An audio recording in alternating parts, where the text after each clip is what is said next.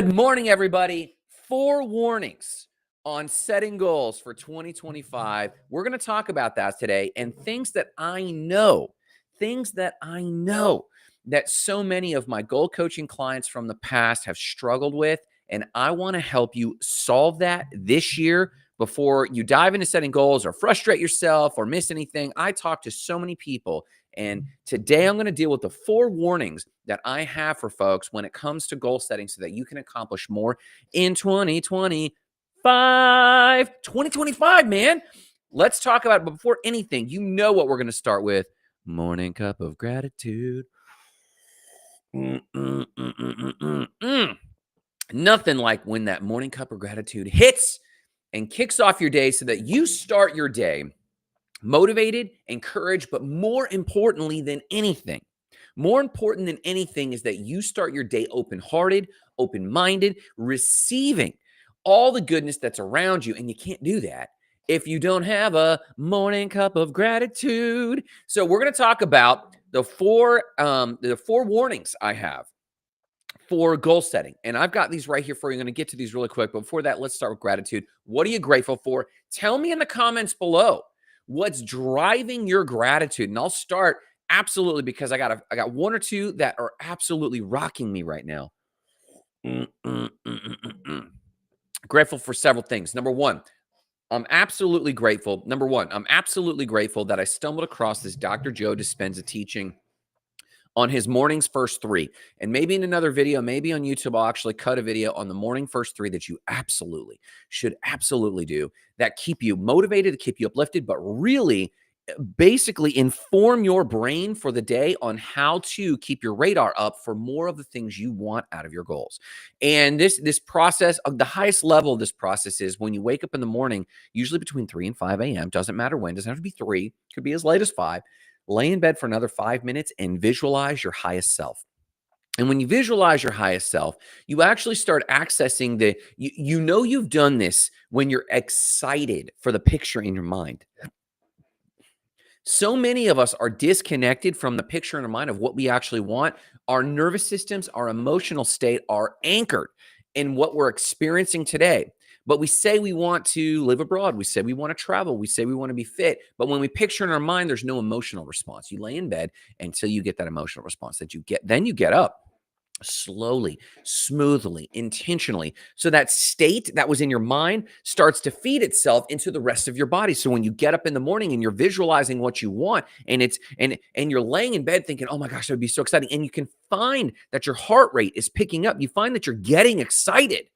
And as you get excited for that thing, you want to stand up and start moving so that same neural pathways, that same and nervous system response is infusing itself into the rest of your body. So you want to move with intentionality towards what you're going to be doing that day. Maybe it's getting dressed, maybe it's brushing your teeth, maybe it's folding up your blanket for the day. Whatever that is, move with intentionality in the state you were in when you got excited about your goal. And then the third thing is learn something. Sit down, learn something, deep learning, read a book, take notes, go slow learning. You're going to do fast learning all day. You're going to do skimming and absorbing information all day. Be super intentional, just a few minutes of absorbing something in your field, something in your goals, something that you really want for about 10 minutes, 15 minutes, and do that slow learning. This has been revolutionary for me. And I am so absolutely grateful this morning that I stumbled into that. The other thing I'm grateful for is it feels so often this time of year,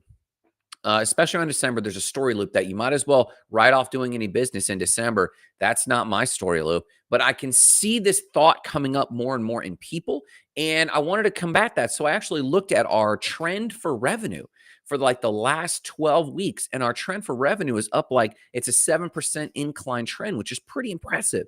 That doesn't mean our last payroll or revenue cycle wasn't down a little bit. That doesn't mean that we're made. It just means that we're moving the right direction over a 12-week trend. And that put me at ease. That system, that framework radically helped me. And that's what I'm grateful for today. What are you grateful for? Put it in the comments. Drop in the chat or the description. Ping me and let me know what you're grateful for today so I can celebrate with you. And more importantly, so that you can celebrate you today. Because when you access that state and say it out loud, you start to look for more of that thing. So if you're grateful for your health, if you're grateful that you got out of bed, if you're grateful for your friends, if you're grateful for your income streams, whatever it is, if you're grateful for great ideas, whatever that is, say it out loud, post it in the comments, share it with me, because you start a domino effect in your life for experiencing more excitement, more of that thing, more of those results. So that's what I'm grateful for today. Now, let's talk about 4 warnings I have for setting goals so that as you prepare for setting goals in 2025, it's a little early for doing this. 12/12, it's almost the middle of the month. It's a little too soon for you to actually be diving deep into setting goals unless you have a really good ritual, a really good routine. But I do want you to prepare to set goals, and I want you to prepare right with these 4 warnings. Let's talk about it. Number 1, do not set goals. This is my warning number 1. Do not set goals without clarity of vision.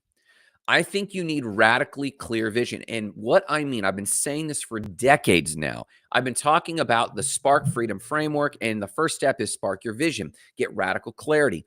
I do not think you should set goals until you first and foremost have a picture in your mind and your body. And by that, I mean this: when you hold a picture of your goals in your mind, and you think about it, don't make it a passing thought like, I got to get groceries, and it's just another thought. It's just on the checklist of things you want, and you wonder why you don't get anywhere. The picture in your mind, when I talk about radical clarity, I mean that when you picture it, your nervous system picks up. You can't help. If your eyes were closed, you would smile. If someone's like, what got you smiling? And you come out of your reverie, you come out of your mind and go, oh man, I was just thinking about my goals. I was thinking about my vision. It's got to be that clear. And if I were being honest, I would tell you that I have struggled with this lately. I'm being honest because I'm struggling to set goals because that vision isn't clear, which is why I'm working morning, noon, and night every chance I get to sit until I can close my eyes and picture my vision and it bring a smile to my face without even me thinking about it. Until that happens, I don't think you should set goals. I think you should hold off from your goal setting until the vision just feels clear. Now, you can't envision every single element. I encourage you to try. It's a great exercise to try to do that. But what I do encourage you to do is spend time with the picture in your mind. If it's in the area of fitness, go deep with that picture in your mind so that if you close your eyes, you can't help but smile and think, man, that would be awesome. And once that's done, then you come out and write that goal down. Because until a goal moves your nervous system in a positive direction, you can't be sure it resonates with you. When people say, I discovered my goals, they're talking about this moment of revelation when they pictured it and it brought peace and their heart rate slowed, but they got excited and they just released the tension of everything else out of their life. Until that moment happens, I don't believe you should set goals. If you're like, oh, I got to do this and I got to do that. And even if it's an intense goal, we think high energy just means intensity. And intensity is good unless it's negative intensity, right? Anger is a type of intensity, but it's a negative intensity. And I don't think you should set goals in an angry state. If you're a hustler and you're on the hustle and grind and you just have the state that's like, let's go, let's go, let's go, let's go. I agree with that, but is it a positive energy or a negative energy? Pay attention to it. Because if it's a negative and it comes from I have to, I need to, I won't live unless I do, I present for your consideration, that's going to bring some negative mojo. But if you have a high intensity in your hustle and grind, that's like, I get to, this is exciting. I'm super excited about the product. I'm super excited about the people we're helping. I'm super excited what this is going to do in the world. Now you're on track. And then I encourage you to come out of that visualization and write that goal. So the first warning is this: do not set goals without radical clarity about your vision, and that radical clarity being an uplifting version of who you are. If you can't do that, take a time out, put all your goals aside, put your work aside, sit in your chair or go for a walk, breathe in lightness of heart, breathe in just calmness, and then exhale the tension and then revisit the vision and picture yourself accomplishing that thing and the freedom it will bring to you. That's number 1. The second warning I have about goal setting is beware you do not overload yourself with your goals. Remember, there's a difference between goals and projects. There's a difference between goals and objectives. Vision is way up here. Goals are some of the accomplishments. That's like saying, hey, I'm picturing the finish line. But if you just overload yourself with a bunch of finish lines, as soon as it's time to think about the work, as soon as it's time to think about how you get across the finish line, your lane, your mind is just going to be overloaded. So my second warning is this: beware of overloading yourself with goals. Don't just weigh yourself down with a ton of goals. Pick a few. And I honestly recommend you never have more than one in the four areas of the TLE, the total life experience. It's my Spark Freedom Framework for success or feeling successful: fitness and health, healthy, happy relationships, your life's work, and personal growth and spirituality. I really recommend you only ever work on one goal. That doesn't mean you can't write down other goals and put them on your project board. Line them up so that they extend past this year, this quarter, so that they're a little further out, so that you're not overloaded, so that your actual work, your actual bandwidth is dedicated to only one real goal in each of those four areas. What is your top goal? So that's my second warning. Beware of overloading yourself with your goals. Yes, acknowledge your goals. Put them on a timeline. I've realized I have really hindered my team. I've really hindered my awesome Spark team at Hot Spark. We got Nicole and Amber. We've got John Sierra now. Marissa helps out now and again from afar. We have a small group of people, and I often overwhelm them because I talk about my goals, but I'm jumping contexts and timelines, and I don't tell them, hey, I'm thinking that's like 18 months out. I'm thinking that's like 9 months away from now. But what's the one thing we're doing right now? So my second warning is, as you start to prepare yourself for the goals in the new year, there's a lot of excitement. There's a lot of fervor over setting a ton of goals in the new year. I recommend you use the new year for motivation, not overload. I love the new year. I love New Year's Eve. It is one of my favorite holidays. But people that are like resistant to set goals don't work. I don't set goals. It's super frustrating, blah, blah, blah. The reason is that they themselves in the past have often overloaded themselves with too many goals. And on the new year, there's a lot of energy, and people like to be anti this and anti that. So in the new year, a lot of people don't like to set goals in the new year. I think you should have a ritual, not necessarily for goal setting in the new year, but in the new year, I think your ritual should be letting go of your old self and entering into your new self.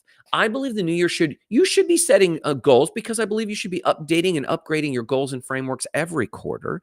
But I think in the new year, especially, you need to upgrade your vision of yourself. That's not a goal. That's a ritual. That's habits. That's how you dress. That's how you carry yourself. That's a cleanliness. That's a commitment to saying no to your old self and yes to your new self. I believe the new year should be used a little bit for setting goals, but mostly for massive personal change, commitment to yourself. So the second warning I have: beware of overloading yourself with goals. Don't weigh yourself down with too many of those stinking things. Number 3, avoid goals. My third warning for setting goals in 2025 is avoid setting too many goals that are only about you. Now, this is tough. If you have a fitness and health goal, you can't help but make that about you. And for a goal to be initially motivating, it's got to be something you want. I can't tell you, coming out of my 20s and 30s, how many goals I made around other people, and how when I entered my 40s, I wanted to start setting goals that were selfishly me. But that gets you off the bench. That gets you going the right direction. What will carry you on when it gets hard?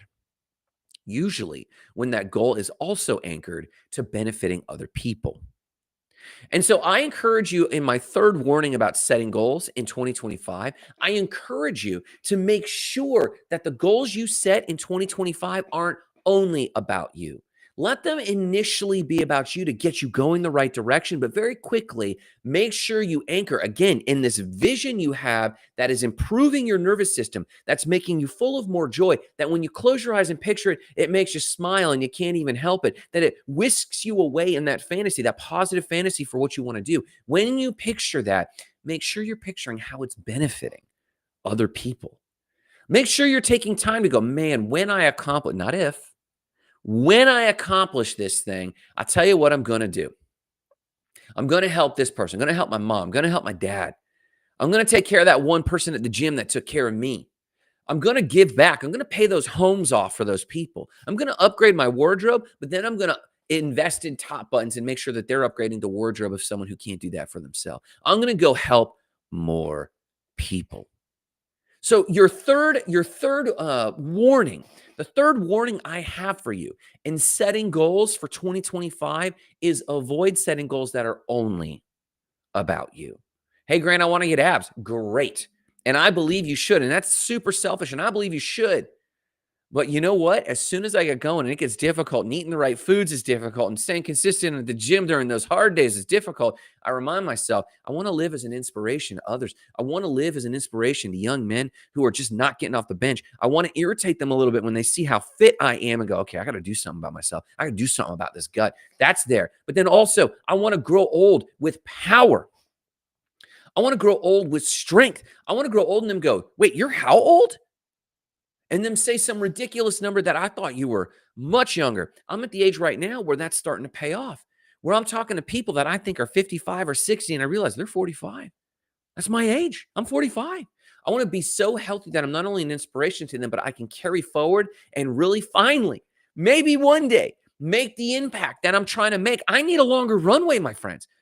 So my fitness and health isn't only about getting someone to holler at me because I got abs, which happened at the at the airport. An old lady hollered at me and said how great my legs look at the airport on the way to Asheville recently. It's not only about that. It is a little bit about that, but it's not only about that.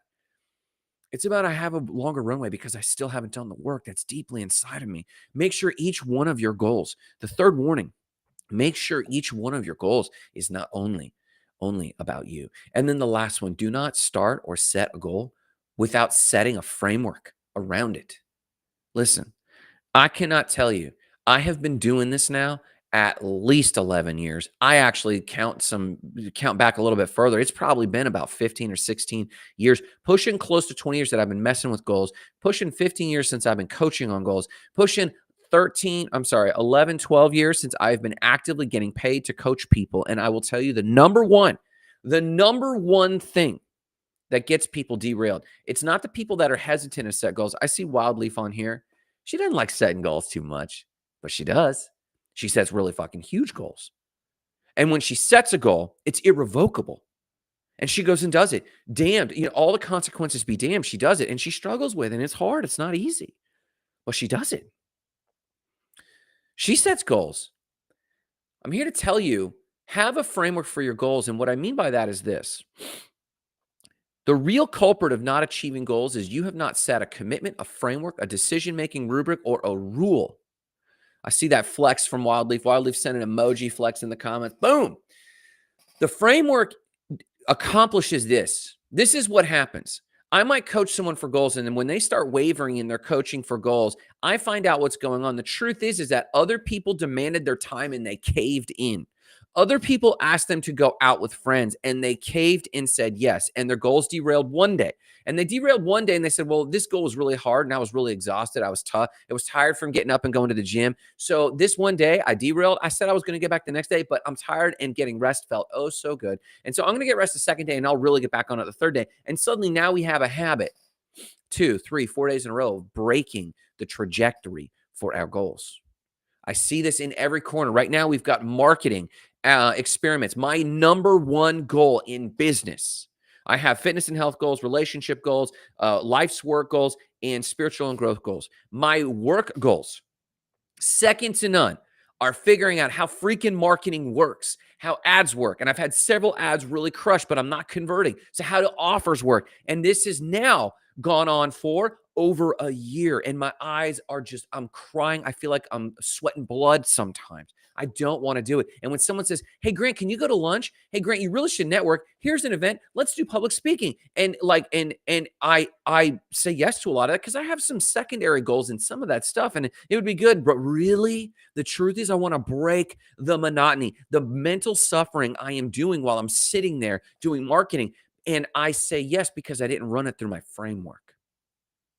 I didn't run it through my decision-making tree. So what's a framework? A framework are the guardrails to stay on track. A framework are the guardrails. They're the decision-making tree and the calendar, basically time and energy. Time and energy, they're the protection you're going to have on time and energy as to whether or not you're going to say yes to something. And it makes a decision. It's cold. A good framework does not ask, what's Susie going to think? What's my partner going to think? A rubric says you have to do this and you're doing this and you said you were going to do it. So are you as good as your word or not? Now, me, I'm a big softy. Someone says, let's do this. And I'm like, yeah, let's do it. Someone says, someone needs help moving. I'm like, okay. Someone says, let's meet on Saturday. I'm like, yeah, definitely, because we're friends. And I think this is what friends do. And I do want to see you too. And I really, really, really in my core want to break from the monotony that I need to put in the time. I need to put in more reps. But you know what that's like? That's like going to the gym and saying, I've got a set of 10 reps on curling because I want to get big biceps. So I'm doing bicep curls. And someone comes along when you're on rep 3 and says, hey, we could do calves. Let's go do calves. And you go do calves. Really? Because your arm was hurting when you should have continued lifting. I find myself doing this all the time. And if I'm harsh about it, it's because I am guilty of this more than anyone else I know. More than my coaching clients, I am guilty. So when I speak to my coaching clients, I'm speaking from experience. When I talk to my small business clients and they're like, I didn't do marketing, it didn't work for me. I said, did you do another rep? They said, how many reps? I said, another one, the next one, until it happens. Grant, when are you going to take a break? When are you going to fly to Puerto Rico? When I achieve the goal. Grant, when are you going to actually go live your highest self? Until I achieve the goal, I should die on this hill. That's what a commitment is. And that's what a framework does. A framework makes the decision for you. When someone says, hey, can I get 5 minutes of your time? You say, hey, real quick, let me check with my framework. One of those frameworks is a calendar. Let me check with my team and they'll check with my calendar. Can I get back to you? You know what? I have a booking calendar. Here's a link to that. The reason these things work is that it takes the emotional pressure off of you. Frameworks work because instead of you saying, I believe I can do that, and then finding out days later, you're screwing yourself and other people because you double committed yourself. The truth is you shouldn't be making these decisions. The framework should.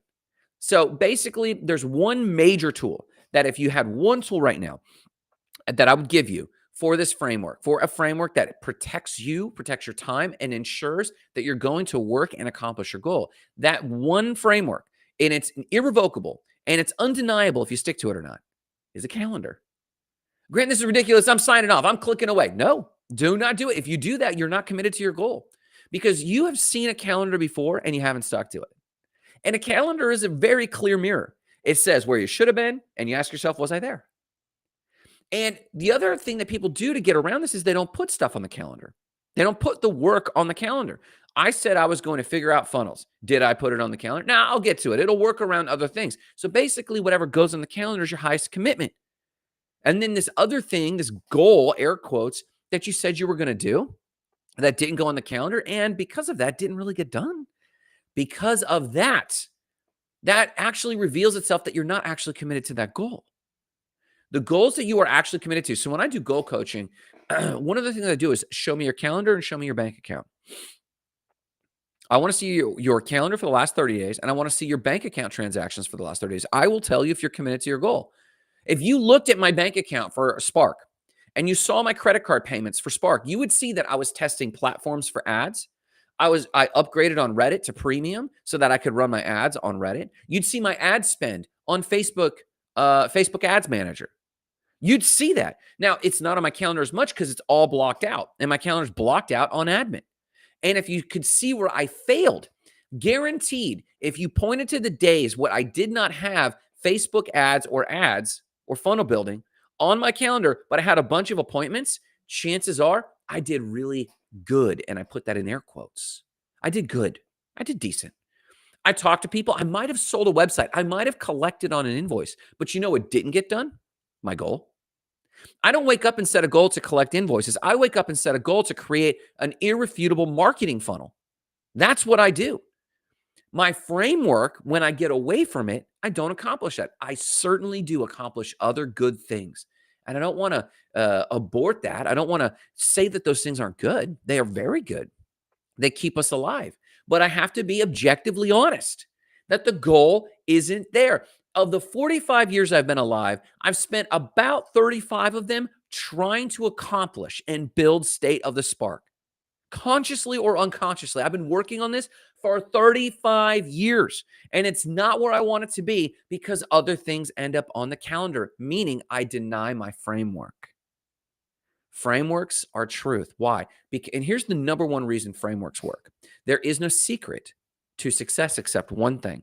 And if you're watching right now, you've probably heard this. I have polled enough people. I have interviewed enough successful people. I have talked to enough people, and I have discovered the secret to success. You ready? Everyone take a sip of coffee. Get ready. And it's going to burn your britches, and you're going to hate this. Consistency. Consistency. Wildleaf knows this. She hiked 500 miles on the Colorado Trail on the worst days in the worst emotional state when we were at our worst relationship level ever. She woke up and she wrestled with that stress, and then she put one foot in front of the fucking other. That's huge. Every time I have a radical success, I get up there. I got into speaking in the early 2010s, and I'm very happy with that. And it did what I wanted it to do. And you know what went wrong? I was standing up there, never quit on a bad day. Marissa says, never quit on a bad day. This is fantastic. If you're watching, and if you're watching on Instagram, you can see the chat feed. Wildleaf says, never quit on a bad day.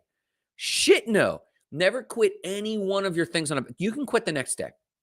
Totally. You're allowed. If you're in a sober place, you can quit the next day. A framework. And here's a great quote that we should put into our goal setting frameworks. I will not quit my goal on a bad day.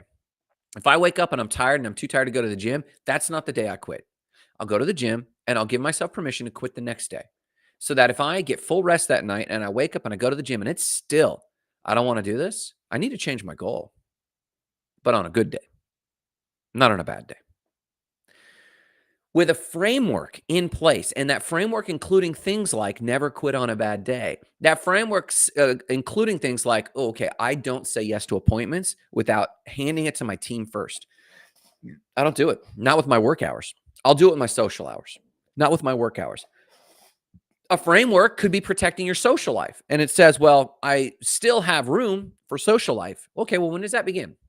I never book social appointments before 5:30 every day. Great. That means I clock out of work between 4:45 and 5:30 or 5 o'clock. I give myself about half an hour to decompress and transition. Great. What's your Wildleaf is starting a sentence on trail I, and then it fades off. I'm sure she's writing something brilliant there. So my fourth warning to you is do not. My framework was that I would only quit if I had 3 bad days in a row. That's her framework. And you can see this on Instagram. Wildleaf, Marissa Wildleaf says, my framework was that I would only quit if I had 3 bad days in a row. In Spark, we have a rule that if our trend over a 12-week cycle begins to tilt downward and it's like flat. So when your revenue trend is going, if you're making the same money every single week and over a 12-week cycle, over 90 days, over a single quarter, your 12-week cycle is if your revenue stays the same, you're in an emergency mode. Why? Because the dollar's moving against you by 8% a year. If your trend line isn't up by at least 2 to 5% every quarter, every 12 weeks. So if you add this new week's, the previous 12 weeks fall off, meaning if you had a stellar 1 week and you sold 20 grand worth of stuff, but the rest of them you were on a downtrend, in 12 weeks, it'll show up. And that downtrend will show up before it's a true emergency. So the framework is like Marissa Wildleaf's, my framework was that I would only quit if I had 3 bad days in a row. In business, you need a similar framework. If in any given week, my trend line dips to even or below, I'm in an emergency mode. I cut all expenses immediately.